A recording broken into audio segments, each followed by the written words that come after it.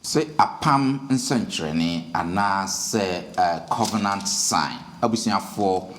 na ochi asan kɔ apro abeto yɛn biom adusua a yɛne wo yɛ no wato ne din sɛ the promise ana sɛ bɔhyɛ no onyankopɔn da apam no na ochi mu yɛwɔ adusua a ɛtɔ so nkron yɛde emu mpensempensem mu no ɛbɛbrɛ mu sisia.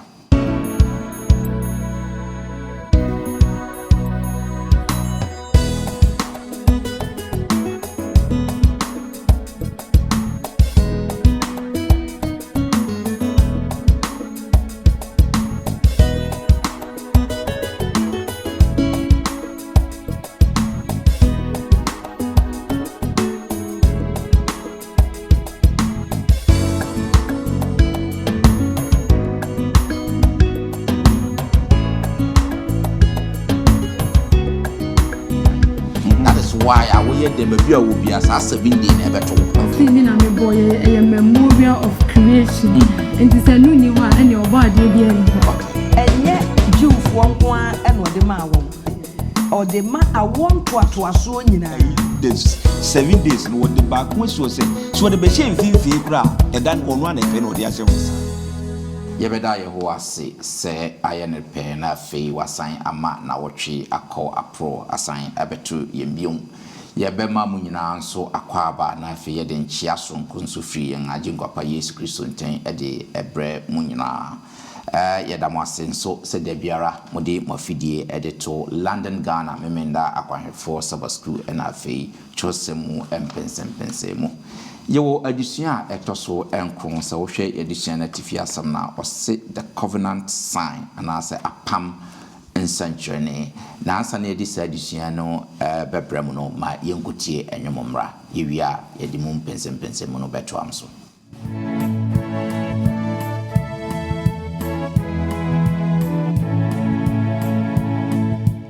I was once a sinner, but I came to receive from my Lord. This was freely given, and I know that He always kept His word. There's a new name written down in glory, and it's mine, and it's mine. Oh yes, it's mine. Oh yes, it's mine. And the white robe, angels sing the story.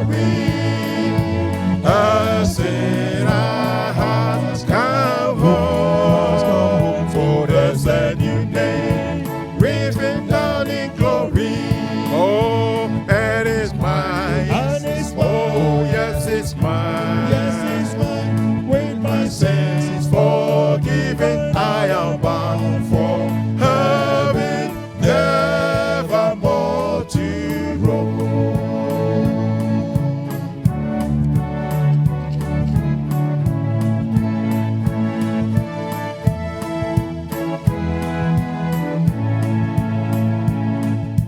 I was humbly kneeling at the cross, fearing not but God's angry frown. When the heavens opened, and I saw that my name was written down. Oh, there's a new name written down in glory, and it's mine. Yes, it's mine. Oh, yes, it's mine. Oh, yes, it's mine. And the white robe angels sing the story. A sinner has come home. There's a new name written down in glory, and it's mine. Yes, it's mine. Oh, yes, it's mine. Yes, it's mine. With my sins forgiven, I am bound for heaven, nevermore to roam.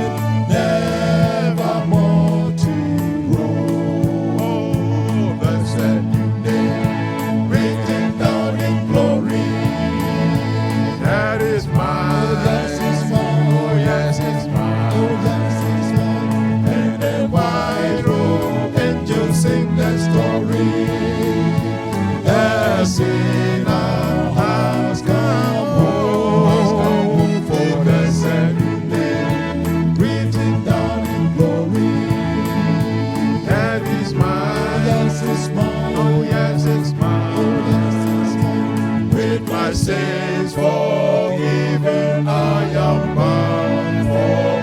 heaven, nevermore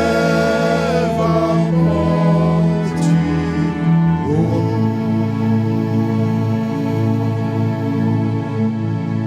Yabeda enyumtufo koyi ase enwuma omode adi yen adisua no animu amaye ene onyankopon adom nti mi wo abegwafo sonko hase omuba beboa me na fe yedi adisua mu mpensempensemu ade abremu me de musonfo Bismarck Mensa yewo adom nti mi wo Mama Lucy Owusu Dakwa eka me ho wa hase Mama Lu Free South East na de biara obeboa ye ma yedi sa adisua mu nchechemu ade abremu na me botra Mamalu ya mwakwabo me botra na me ko opini chire se ne nyina ya friend no elder kwabna chire London Ghana elders no back no opini chire so ebeboa ye mpa ye ewo asa adusua mu opini chire ya mwakwaba enua na fe me botra na me ko me sister Agnes Tete ena eti etio no ho no so London Ghana Sabbath company for no back no ena ne ye wo wade na ba beka ye ho sister ge ye mo akwaba great abusiafo ye da mu nyina nso ase ye san mo akwaba biam se ye disua no ye ede pa aye na wo hwe fiti time fiti the last 4 weeks ya ye de ba ye hwe Abraham seed ye hwe Abraham na se for ne ye be hwe covenant at Sinai apam no ewo Sinai sene na apam na nkasa no esi etie na afi ya be hwe covenant law apam no mra no just last week ne hwe apam na mra na eka apam no hia se ye be di sa emra no so ene ye hwe apam no century ne but answer no ye be kata yani na mama Lu abompaye ede amaye pam choye mompaye empaye botiefo nyame wonase na nkotodwe nyina ba ene ya bekoto na ya se ye besua wo ho asem ye so se bie ya adwenem na ye nyante ase ye ne ye tiefo nyina ne ye mfa mo ye ho bra e wona ansan wi ase mu ye bisa wo nyina da e wo Yesu Kristo din mu amen great madam ase ye hwe apam sanchrenin se before ye behwe ye addition no ba mayenka abosam no ewo Exodus chapter 31 verse 16 abto yentie nyame asem enti Israel for no nhwe homeda no na woni homeda no won awo nto atoaso nyina mu se da apam amen great yen show before no ye hwe addition na atifi asam na ose apam century ne yekase century ne a yenkasa no musa semfu a century ne no ejina ho maden broni be kase sign eyeden ewo yenkasa no obi kase bibi ye sign a eyeden ana century ne obi abetimi ayi asem ya no amame me mekase ensonhyede ensonhyede okay ensonhyede ade bia ehye bibi nso enti wuhu saa de no pa e ka wo bibi ene na ayete sede nyankonton no odi ye nsenkyerene ema wo mo ense ye twi kasa ne to da bia na manti ase no aye limited intimi nkyirem na se wo pe no ayi pa de a ensonhyede and I said bro funi I say mark and I said proof okay if you say the entire American ensonhyede ne say o ko shop kese bia o mo ade bia no mo de ato wo mo shop na no uhu se saa de ne da ba bia say pe na wonim se saa shop no bi ye dai e wo ho yemfa Max and Spencer wo mo symbol MS uhu no ba bia be hu saa nsonhyede ne bia no wo be ko ho na Max and Spencer shop no bi ye dai e wo ho enti ayen nsonhyede a se obi kototare kra no se omi koto no Max and Spencer wo se ma menhwe obebie mu no nsonhyede ne namu a wo se we de every Max and Spencer fi so omdo bibia omdo mo hye nsonhyede bi ye dai eto ho e ma hu kire se wo mo na ye ana autofri wo mo store enti eye hye bibi nso aponti to bibia wo so wo ye dai wo ye That's it. Yo, Madam Asem say agidifo sene ye cheche mu no. Enti ye koyanim no ye behu apam no nso hyede anasa apam no nsentrene ne eche bibi ewu mu no. Ye to aso na fe ya hwe sene esi eko. Yenhwe ne yenhwe yedisua no yenhya semfam free ahase. So we can count Genesis chapter 2 verse 2 and 3 now for Exodus chapter 20 verse 3. And same be na yenhwe saa sam no na basie ne sene trosam no ekana for yenfa yen asa yen addition na enhya asem free. First of all yenhwe apam no nsankyerene baako Genesis eka kyerɛ no yenhwe sene Genesis chapter 2 Genesis 2 2 and 3 yeah. Na da etosonson no na Onyankopon awie n'adwuma a ɔyɛ no na da etosonson no ohunu firi n'adwuma a ɔyɛ ne nyinaa ho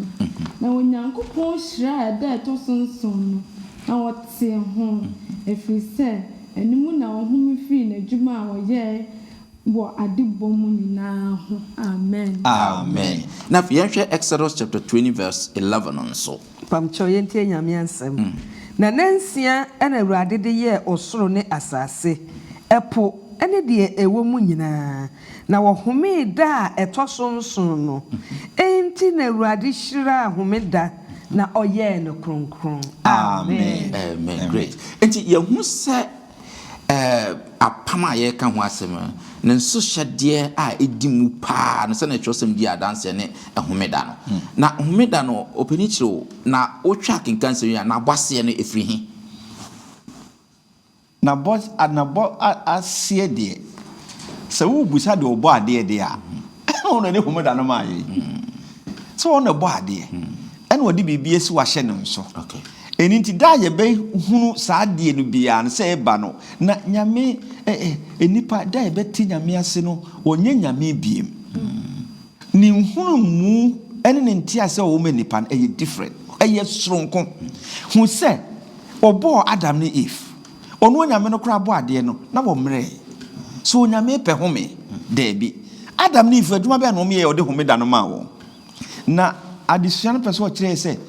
Onyankopon adom enhyehyeye adom a wode maaye no homeda ne ka ho bi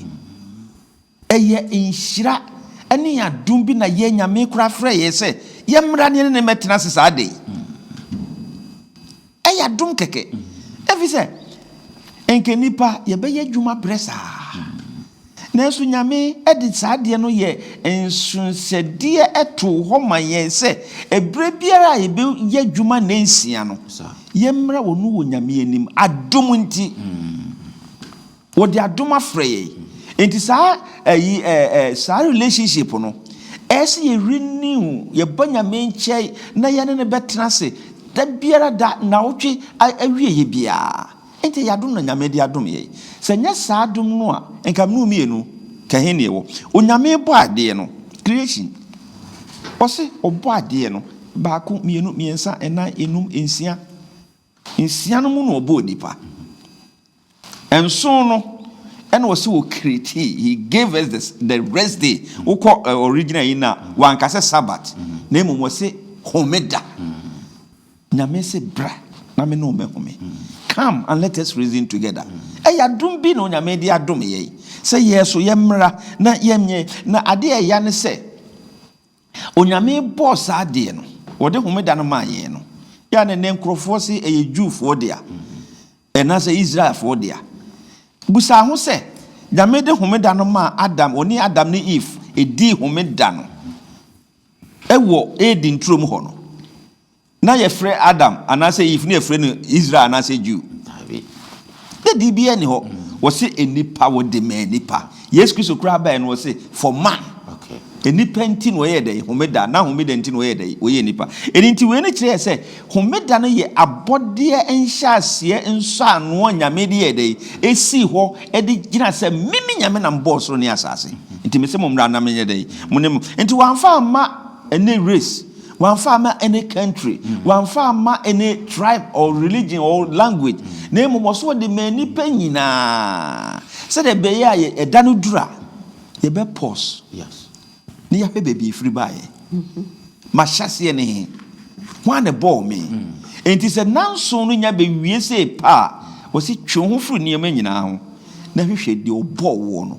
akyi kwai ɛyɛ adom bi ɛna Nyankopɔn no ɛde adom yɛ enti no so wɔde saa adom na adom yɛ sɛ yɛ mmra ne nkyɛn ne bɛtena se de a ɛsɛ mi yɛ ne gye ɔbrɛmpɔ bi to ne nsa frɔ sɛ bra mi ɛnto nsa de di a na wonim sɛ ɛyɛ ɛnhyira ɛne adom wo nsɛ mfata ɛnso wɔ sɛ bra ne ɛnto nsa ne de ɛne di yo betimi sɛ me te question na aka na se dia original boss here ne mefa sɛ ɛyɛ from Aiden ɛhɔ na ɛhyɛ ɛhɔ ne the origin because nti no ɔmo adwene bi sɛ na ɛna ɛdɛ ka sɛ ɔmo adwene bi sɛ adeɛ no ɔde ma Jewfoɔ no time a Nyame ka ho asɛm ne ni Jew ne ni Jew ni bia na nipa mienu pɛ krampo na wa asase so ɛna ɔno ɔmo di sa nkom broni bɛga sɛ prison pre-Jew yes saa de na bɔne ma na Jew ni bia origin ne edi ɛyɛ adeɛ bi a sɛ wodwene ho a na kyɛ sɛ ɛne Jewfoɔ nkwa na yɛ bɔne o ti Jewfoɔ nkwa na nkwa gye sɛ wɔ mo enti yɛ de yɛnyɛ dɛ yɛnka ho na nso na saa na Nyame pɛ sɛ ɔkyerɛ Nyame tirimopɔ ɛna ɔde bɔ adeɛ na ne tirimopɔ so na ɔka sɛ yɛmmra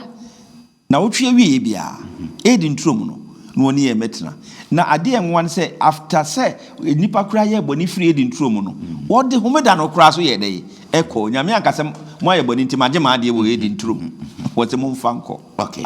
great enti na yɛhwɛ abusiafo yegusuara yɛhwɛ apam nsɛnkyerɛne nti ade a yɛhu sɛ ɛban de apam no nsɛnkyerɛne a Onyankopɔn de hyɛ no nso wɔ apam no ɛyɛ ɛhomeda a wɔde ɛma onipa baransa na ɛbɛto aso ma men recognize nkrofo yi a ɔmo ne ɔmo ta hwɛ yɛn dwumadi pa wɔ internet so yenua ba comfort bedu ɛwɔ Ghana ɔta hwɛ yɛn pa na fe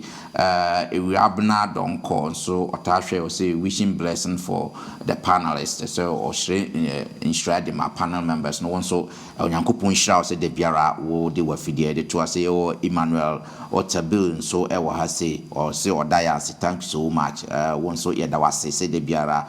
wo hwɛ self ye dwumadie Ebenezer Boaten so ɛwɔ honomo de bia wone yɛn kyesa adusia yi na fe Charity Mulan so Milan so ɛwɔ hɔ say God bless won so Onyankopɔn enhyira na na ameya won so say God bless mu nyina Onyankopɔn enhyira mo sɛ mode mu fidie de to ase na ye ne mo ɛyesa adusia Onyankopɔn enhyira mo pa so meda mo ase sɛ mo akyerɛkyerɛ mu sansisi ye hu sɛ homeda na Onyankopɔn de amaye no wamfa manipakuo bi ana kasa bi ana biaye bi fepɛ nemo odiba onipa a ejina homa adasama nyina yento aso na fe yenhwɛ before Sinai no ne na Mountain Sinai so apama ye kan ho asem before then no na de enso na ɛwɔ hɔ yenhwɛ Exodus chapter 16 verse 23 to 28 and no say abasama ewapa ye nyina nim the story of the manna and as a time Israel for no drew a stress so na Onyankopɔn eto manna edema omono enti mama lu mama misa sa manna abasam no ede na kyerɛ fa Onyankopɔn homeda no yo panyeme dase Israel for na omudi homeda ansa na omo be konko asom na omo konko asom mu no na esan se omo ye adwuma homeda ne enyadi a okodi wo mu ntino na omo wira free homeda no kra na omo abeduru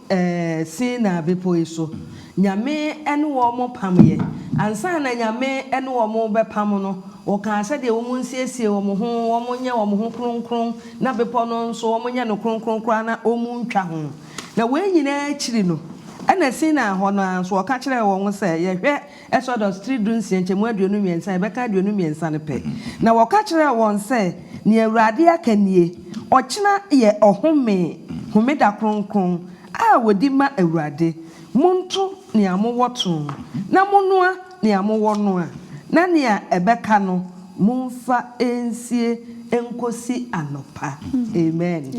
we ye ohye nsem a wode ma wo mu enti ansa na ebeko sina bepo no so ho no na wode mamradu no ama wo mo no na homeda no wo ho wo mu fitin ase di homeda no e wo mra no wo mo wo esre so na se ye hwe ma na abasam no a se de ye nyina ye nimu dada no wo ka kire wo mo se da koro bia omomfa ne omubedie na da etoso nsia ne de omomfa no emoho mienu enokra omomfa ema emroso no omonto ne omubetimi ato omonu ane omubetimi anoa na de beka no omomfa nsie wo for anopa no na eno na ekire ye ma yehunu se na homeda no na wode ama won a womu edi so no na yehwe nipa so odin a Israelfo yi omonam sere so ho na yese ene adwada wo kwa afa baako no obi kwa no afa mienu ade beche na apro na doremwa no ato agu wuku ada bi okwa osene de mefa mienu obekọ no na eno nso ade beche na apro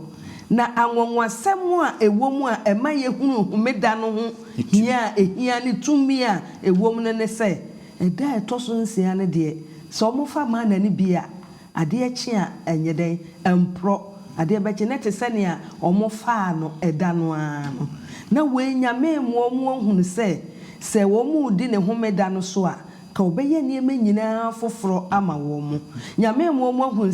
so mu bedi homeda no se de wo ka se wo mu ni no a anka mu nieme nyina bekototin na obefa wo mu aye ne mai mo hu simple instructions a ode ma Israel foi no esa se ne homeda no edakre ya establish se enye Jewfo nko a na ode ma wo bi so kan yi na wo se ode ma awon toatoaso nyina ene na homeda no abeto ho ama mene wo so se esese ye nso yedi eda ne ni ne efre ne se eda eye kronkron na mumyenhwe o enye se wudi homeda no so nko a no ena na awie emudie se ye di homeda no so a na ye tew ye ho aye kronkron ama awurade onka se medi homeda so ntino wuwie a emeka asem bi esiye obi ne obi ba abeko so de atwan na homeda twamu a homeda twamu a na homeda twamu a no ne na ebeko anuanom homeda die no ewo se ye ho kron emransam anyame de ama ye ni nyina no esese ye de ben ye di so na se homeda no nso no se de sin na ho no ekire mu ma ye hunu ye se aduane no wo fa double de a dansia ne de enye de be ensei na chese ahosiesie da no eye da etoso nsia ewom se na wotwe ne nyina betimi asiesie ohu asie se bia mekwa sore memedent metomata ade meyese ba se ebaduane a bia wo yesi wo cha na sei enti da etoso nsia no ye so ye besiesie ye aduane asi ho amena ye kama enti panyi kire kae humeda so die no enye Jewfo nko adea eye adasama nyina eye da ekronkron eda ekire se nyame ene bo ade eti wo hwe adesua no atifina wo se ede ben apam ensenkyerene eno ena eye ensenkyerene bi se wono bo ade no ohome da etoso enson no ena oye ne kronkron ena ohyira so ena otew ho na oma Adam ene Hawa nso edi homeda no enti na obo mo da eye de ben etoso ensia no na ekire se ye di homeda no a na ye kire se nyame ena oye obo ade yo me da say we dem say me fa bibi kakranka ho and say in the covenant of grace obedience wo okay city wo enti so nyame se onam na dom so afreye abanenche ni yesu ya gine dini abanenche ya ese ye city ma no sir no question about it okay onyame se eye da ma hira so na mate ho na me di esi ho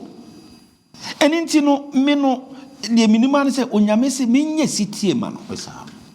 enti denimu no out of the 7 days no what the back when so say so the be shame finfin kura edan onu anepe no de ahye ho enti wo de akoshe ne da ade bobo ni nyina wie ya wo say obedience is better than to sacrifice okay enti no si ye tie onyame na ye di homeda no mre no so na se ye di so homeda awia no koto na ye hye ni mu a ya ye city ama hwan ewurade fi se covenant ne de wo de agye ye dada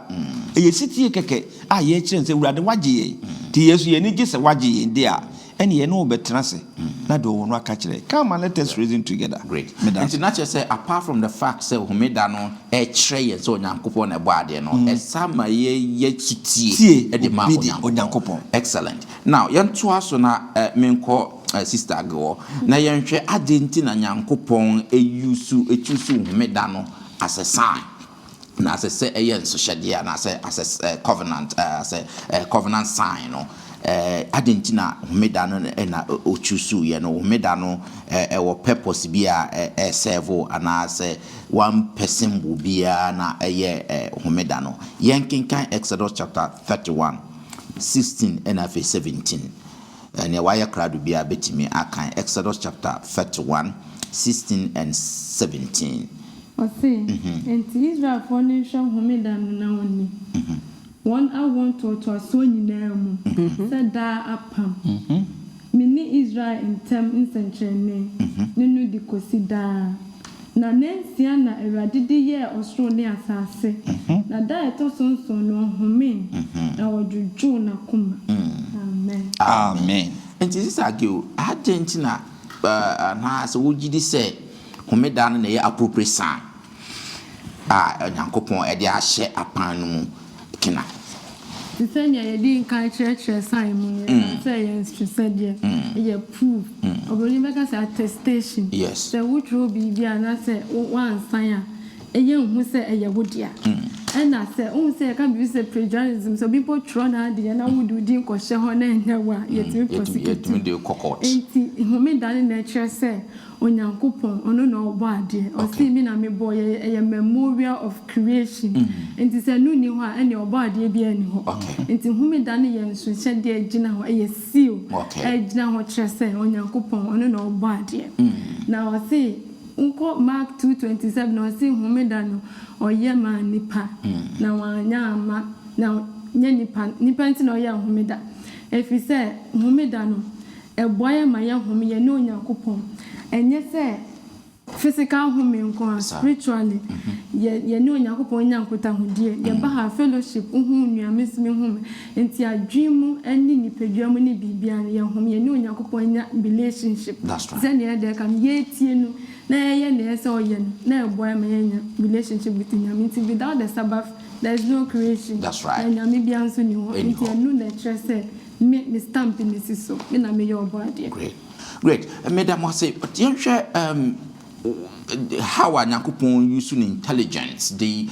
Sabbath no mum ebeye sign because na nka Onyankopon betimi ade ebepo ana nsuo ana epo ana say aden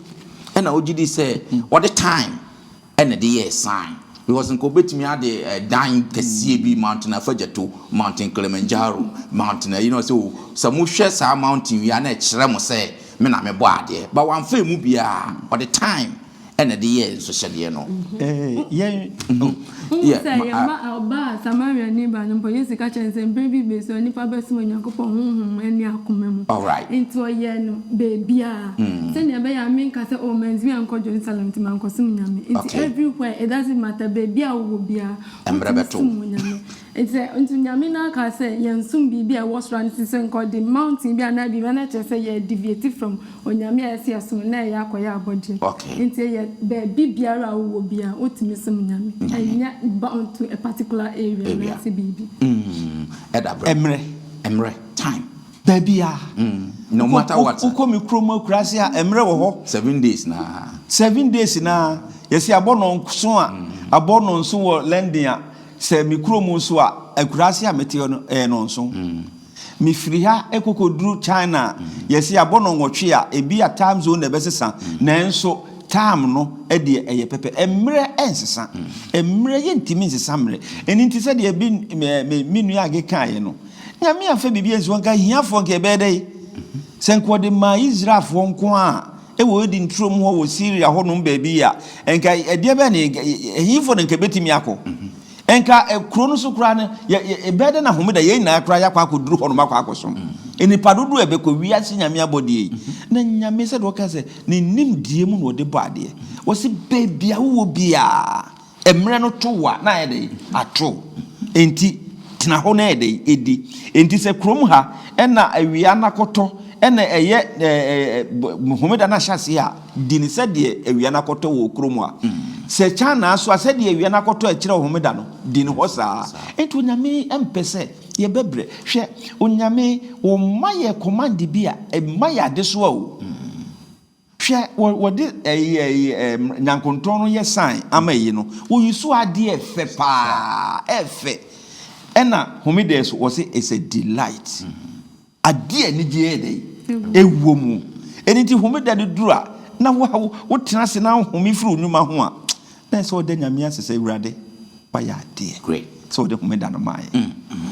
okay great madam wase a very good part because so share say nyankopon wo hwe se ne te se nipa mfa homeda no enya hwe kura mpa sanka ye bepo anka me hwe so ye tutu afiri ho ana eye dan anka obi di abufu kura kobubu edan na afiri ho na te se wunhu homeda but enam say ye mbrenti no one can destroy time that is why I wo ye dem ba bia wo bia sa 7 day na ebeto ena wo ntimi ntutu nkosi time so say me say 7 days nti say me koye ni 8 days ana bibisa ti God was clever ena onim say emre bi beso a no homeda no onipa mfa anya hwe nti on hyemre mu a wo ye dan a ebeto enti na nyankopon very wonderful say nyankopon ayensa now yanto aso na yen show say sa kan kansem ya kan me pese be say so Exodus chapter 31 no 13 to 17 no say eka nkinkansem na sister age eka ye no yen show sign of sanctification sign na yente sa ahotie no ho asem a okan de bata homeda no ho sign na ye homeda experience no ma yete sa sanctification sa ahotie no ho asem ade ase di kan se onyame che edim sa emre no maye no yes ne wese oyusu ya na nsem o kan ye no wo se meyesi ho mate ho maye no kronkron that's right ti onyame se wate obibi ho a na waye no kronkron a wo ba be chin mu no so wo so ho aye dey ate dada fi se wa recognize enipa no a wote sa de no enti wodi ahote wo ba na nche ya wo ho ate wate wo ho fi se homeda na wo ba be sie no why dey wate wo ho no wo kan sembo ha me de pa wo se wonim obi no enkire se wonim no intellectually there must be an experience all right enti se minim onyame a na se minim ne keke something about him there must be a relationship min wonim ne say oh minim ne say wo free akura we yase eno nye nim wonim ne say oh minim na busua minim ne papa minim ne maame na minim se de wo musitie so enti a relational ayi na wo minim na ye adwuma ba ko minim na ye adwuma minim ne din minim da do free minim na de nyina enti no eye ade a se ye kai homeda no a ye yankasa ye ho ate fiso onyame ayede ate ho dada enti ye be mu no a ye be hunu awurade no a wo ye dey wote ye ho no onyame no de homeda ne si wa wote ho no ye hunu di a na ye ne no kitahudie kese ye dey ewo ho enti me ba ne nchei na me besua no ho ade na me betena ka hu se homeda no we don't celebrate the Sabbath in a vacuum homeda no niema anipa bebre ho ye dey ye enti se ye sia homeda no a na ye di onyame ne pa ye ne onyankopon ayonkofa no ana ye ne na busua no ememu ye din ti da bia meba me papa nche me papa se he adwada bia abra ese meko adentefi se adwada no meko a me papa beduru ho no ye duane bi asiwa mame ti meko akodi nti emame ne me papa enkita hodie no eye strong enti dwada dura me papa me fa da wuro so kran me ba me adwada na du nemum abaye subai bia aba be hyemi mu enti the Sabbath no so no eye suban a ye da na di e de kire ye nyankopon no emi ye hu se ye ne na busua no emutim ho nti wote ye ho yesu firi ho yo ma first ni nyankopon ni Israel se oni wo be kaka che Moses se ka che mo se mo nyare no mo nti mo physically no ansa na mo aba mani enti yanso yes, I be by your baby, Yamia Semba Akumemu, Yahuana. Many million was and was sister, oh, do I, dear poor, but now it is a bidu was a Macona settle. And it is a debut who made the Babetina, and I'm a betonium Becassa. Now me no be was someone, me shady. Ye fear mu, ye near Musia, and Jumamu, your bow dear, and go for Saria now, Mujane. And see, Ebia nipa be hu ani so se de bia me de me bantem sa ba ebia na akomemu pa me hu nti ye se ye hwe sa de ni ye se ye beba weekly na se ye ntil ye hu ya akomemu nti wonyame anima ehu pa yo medam ase ye nhwe na fe ye nsori ye addition yi so se wo kenkan Exodus chapter 20 verse 11 me pese be say I repeat beyond mumu bia wa ye krado bia Exodus chapter 20 verse 11 ya kan ba ma pese be san akan bio na fe ya bisa asem bi ewo Exodus 20 verse 11 so wa ye krado na nensia na Awurade ye osoro ne asase eponi dia ewo mu nyina na ohome da etosonson no enti na Awurade hira ahomeda na wo ye no kronkron. Amen. Amen. Yo na me pese me bisa se edien na wo homeda no ho a ebem emma ne yet se se wudi homeda no so a na ase wo mumu no wo ye sutie ma onyankopon posene eni ada emra ni nyina na edien na ewo homeda no ho homeda no se na Exodus eti enwotwe nchichemu aduonu nwotwe kan ye no wo se onyankopon hira so wote ho wo ye no kronkron enti se enipa edi homeda se ne nchichemu na di kan yakono na wate wo ne ho aye kronkron na wo kai se nyame na obo no onyame ye obo ade toso mienu no se yedi ko Israel fo no fam nso a ono na woyi wo mu firi enkoaso mu ensenkyerene akese a woye ye ne nyina sin na beposo no ode humeda no eye ensenkyerene kese se obi biara a obedi humeda no no wate hu no aye no kronkron no na owura humemu humeda no waye kronkron amawurade de ma eda nso ne se ene enipa bebre atietia homeda no so wo mu wonfa nya hwe enti se nyame ma odi homeda so no oye setie amanyame wo kire se nyame na bo ade wo san ya kire nso se emprempren yara wo nyame mu na bre bi beba nso a oni obesan ani nyame ayede ben atena bio efi se waye setie amana sem no na wadi nasem no so aye ne de ben aye no kronkron se ye ka se ebi a wo no ba wo ho na wo se akwasi efiada bia ebo 10 to 12 a bra na me ne woni enkomo enti se fiada no akwasi ama wontimi ne nkomo wa anye setie ama ne papa enti won a wodi homeda so no wo de kire se wo yesetie emanyame wo kire se nyame ne bo ade wo kire se wo di ne mprempre na daache ye beba no nso wo san ewo mu chefa ebise ne wa ye nyankopon de ben eman enti se wo ye nya odi homeda ne de a nyame e de ne bekosoro na se wo kan Revelation 12:14 cross say hana dey ahotefo bo aseto won okro nyankopon ahyede ni Yesu Kristo adanse enti se emra no nso aye nkonson wudi baako na wa ani baako so a na se wa breaki emra ni nyina enti esansa homeda no nso ewo emra ne mu bie no na wasi ye ni so yenye setie yenye no kronkron yemfa ne se da eseni die ni yemfa ni die mano enti se ye di homeda na de medical kana ye chese nyame ne bo ade ye yeseti ama no ye besan de humeda no wo esoro ho enti ya wura ne mu ye ti ne mu ne emprempren yara na chire nso de ye beba no enu be kwa kodi yo bibi kaka pesa me kan say Israel for no ndi so wode ma mo say se mutie ma sem na mudi ma hyede so ma na man na be hu say mo ye minipa no be hu say nyansafo be ni na nyame ben kra na oye mo nipa na nkofo ni na be hu say omo wo nyame bia oye nyame kese na omo ye oman nyansa wo mo enti say ye di humeda ne so a nkofo hu say different hu say ma tam ta wo ko adwo ka say oh ada na ode onum coffee hu nye we nyoma bebe nkofo hu ye ho mo hu say wo ye different sometimes you show nipa just me po kan age no ka say eh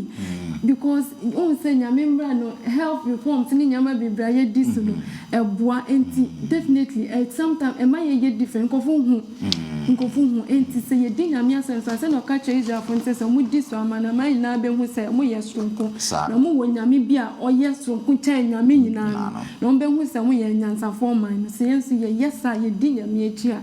ye danso e wo ni pem yo afi me de maame white coat no mekan na ya hwe no so wo se bra ye homeda no kronkron no ese se ye kire se ye ne nkrofo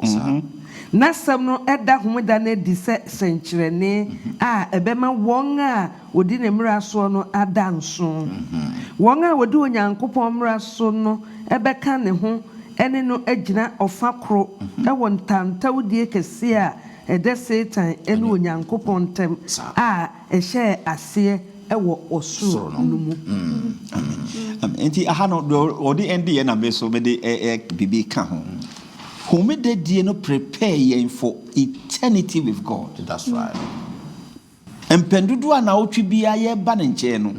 e kire ye se yenso ye nyankopon no o won hihye ma se da kye ne betena febo enti die ye na hane no ponte ye se homeda ne du ne ba ne nche ya ne ye be home a onyame se nna bi ba mre bi ba a day of rest is coming. Oba be fire ko roba mi abopon ye free ye nwuma ne ye niema nyina ho enti as long as a homeda no ye weekly a family get together no my friend is a weekly get together with our creator no is pointing and say yeti boni asase so onyame so ba be fire ko enti that rest no e na wo ma me no mi enu a e se ye hwehwe enti homeda no is a reminder to us say we shouldn't forget so onyame promise here so ba be fire ko that's Wisha Matthew 11:28 o simu aya som ni so abre mumra na mensiemu enti asase ni so onyame esie ye home na ye nya ye inner peace bia ye nya e wonyame mu enye te se na wiase de man because e bia se wo show or how be pa wo komu a eni ba ni se na nya home ba nyame mu no ye sa inner peace na de man no na ni so na o so aye no bibia no e be fa asase so de akoso ate se home da de pi enti ye wo mu gidie se to me this year was asase ha o se kwa home da bia ni new month bia na be share wa mama na ni na de home da e wo new Jerusalem enti me wo gidie se mama ya mprim ko na home da no e be ya da home da no sie ye weekly ade e me de kra se home da na tie ho every weekly ena na agi ye nkwa je de waje ye dada enti part of the covenant of grace ni say yemra na nchei every weekend na won tell ye ho de de ye nkofrofro ye no on pepe free ye ho na ma ye ni daso na ye ntimi siesie ho ntwen eda oba be fa ya ko de muti kra ne se homeda no ema ye hu se nyame ne bo ade na ono nso na wode ye nkwaje ye de ben esi ho amen great madam was entino obi be bisa se for instance ya ka homeda no ho asem na ye de sorry so no o ba sorry nko a ena wadware abota ya ba nko a no eno na ye se wudi homeda no so na wo ye no kronkron na betimi a chechire mu kakra Isaiah ye addition ye sua twa mu nansen no was come and let us reason together. Yes. Umra. Onyame wo ma bebre o. Nyame ka se ye ni homeda no wanka se Adam nko an emra. Na emu wo ka se oni Eve nyina wo momra. Emra Israelfo no nyame ka se wo mu ni homeda no. E de be no so wo mu nyina ye nyede ye mra nanim. Emra wo de homeda emra nsem du no ma wo yi no. Wo se frɛ wo mu nyina na fa wo mu ye de. Nyame pe relationship. Anything ka ye wo segment ye obi atinifi a se na ke betimi ahye ye ho den se na betimi ahye ye ho nkuran wo se mommemfa nam ye emra adom ahenwa nanim na ye nyamobrohu na bresem na adai aboye fellowship na me pe fellowship eninti me ye nkasa obeba so dem anko na be ye obeba hanom na usuba anye de ne nkatrafie kura tenafie na emom wo ba hanom ase de age kan ye no na wate wo komemu no ho ubenu nyame mehia adenti na nyame ka say let them make me a sanctuary oko by Exodus 25:8 was it that your ways O Lord is in the sanctuary Exodus 25:8. Onyame yepesi ahwehwe ni hu a is in your sanctuary. Enti ye ba ha na ha ne ye beje nkwa no. Ya ye dwuma no wo fie dada. Na mo ha de ye ba. Ye na be kan ye hu abom. Abehye onyame din no nyam. Na ya hyehyɛ soso ye hu de. Yes. Who say just a good Samaritan story now? Also for Hawkins, I was just be a web proud. It also about this Sabbath. Number funny say be no be native or Javi. We found in a hospital to make sorry about. Okay. And I say be no be maybe no pan and BBA film. Better than what you see me sorry about. In yes a year baha. Aba enu hia ehia pa ye ni nyame bedi kita ho ni hia ba se bibi wo ho ayesa me ye se me kunu yare de situations me betena ha no ma enfaso bi ani so enti humeda no ese ye ba ha but me ma me nyama dwen se oh humeda no ye papa nti humeda we me kwa koja asem ne wa se untimi plan to ba se emergency a untimi jani pa ne ho na wo mba eyesa obesum nyame ba humeda no eye nyame enkwaje enhyehyeye enti se obi ho kire na wantimi amoa na ba ha emfaso amaso anything was say is of time, not of place. All right. That's time, not place. Very important. Because they say I hear corona year by year. A ba ye kwa fimu a ya toto ya so da mu no. Enti na ye wo ye fie mu a ye beka say ye maso nti ye ni humeda na. Esa say ye mre nti no. Humeda ni mre mu ni nyina no. Empo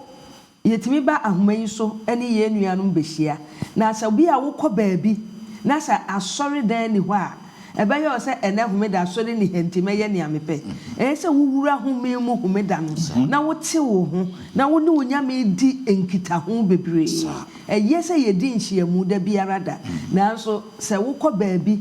na asori dan ni hɔ a ura home mu homeda no hyedate wo ho na wo ne nyame nkasa wo ne no nko ankotra kokom empepi. Amen. Me can Bibi was selected messages book 3 no say sister white or say nipa okwa preach and then they want to go show yare for na mu ye djuma pepe.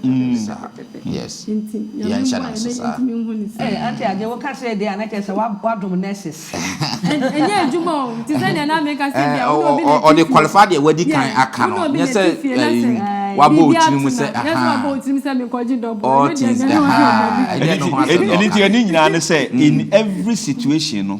we have to our mind in the uppermost thing say ye beba nyame fi abesom no but peradventure or in case there is an emergency like the good Samaritan you have to say unyame say the Sabbath is of time but not of place. Exactly. Yes, imposter that papa na nsaya nu ya bi no musi humeda wa ye boni no sinti humeda ni nti musa yare wa ye boni ana ni nkofo ni na mabrofo mo muti mi o musi o ma ye adwuma ni buni kra nya o ma hisa o musa apusa yes humeda nti akomo ni obi ana that was emergency. Yes. Say Debbie na mo want to say humeda bi e be kwa kofo abu aburo dia na che say no nye but e say ye share situation no ni ne life is more important to unyame